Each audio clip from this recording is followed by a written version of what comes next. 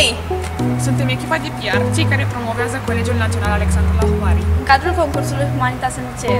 Acum vom discuta cu fostele concurente. Irina, Mara și Roxana. Ce te-a determinat să participi la acest concurs? Mi-am dorit foarte mult să particip la acest concurs pentru că mi s-a părut încă de la început o idee foarte interesantă.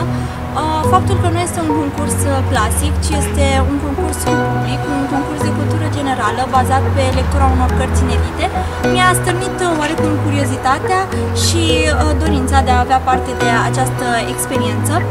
Pasiunea mea pentru lectură a contribuit de asemenea la decizia de a participa la concursul Humanitas NCE, iar acum mă bucur foarte mult că mi-am putut reprezenta liceul în cadrul acestei competiții. Cum îți amintești de prima ta experiență în cadrul acestui concurs? Prima mea experiență a venit cu numeroase emoții, deoarece îmi creasem gânduri de dinainte cu privire la concurs. Eram puțin temătoare că aș putea greși cu ceva. Însă când am pășit pentru prima oară în sală, am descoperit o atmosferă călduroasă, primitoare și chiar am rămas surprinsă, deoarece am descoperit un concurs inedit. Prima mea ediție a coincis cu viața arhitectului Gaudi și a venit ca un adaos în pasiunea mea față de arhitectură, desen, artă și chiar pot spune că mi-amintesc despre acest concurs cu multă bucurie, deoarece a fost chiar un concurs deosebit. Care a fost efectul concursului asupra ta? Până să intru în concurs, relația dintre mine și colegele mele era una foarte distanțată. Adică eram în relația doar bună ce faci și cam atât. După 3 ani totul a devenit ceva normal, spontan.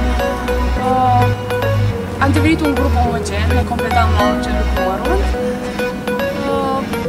Am devenit o familie, cum s-ar spune, și o să fie foarte dor de acest lucru.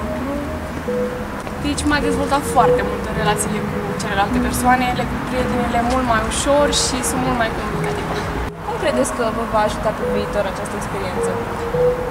Cred că această experiență ne-a ajutat foarte mult să ne dezvoltăm personalitățile, să ne-a încurajat foarte mult pasiunile, așa cum am mai spus, iar pe viitor sunt sigură că am avut foarte multe de învățat din acest concurs.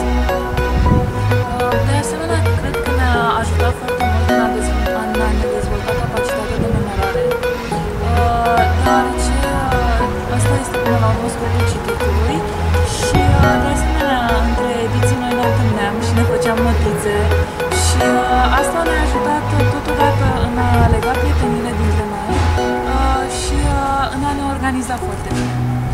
Concursul m-a ajutat foarte mult deoarece mi-a antrenat memoria, întrucât eu vreau să dau la facultatea de litere și sper să mai am parte de aceste experiențe care au fost inedite, să spune.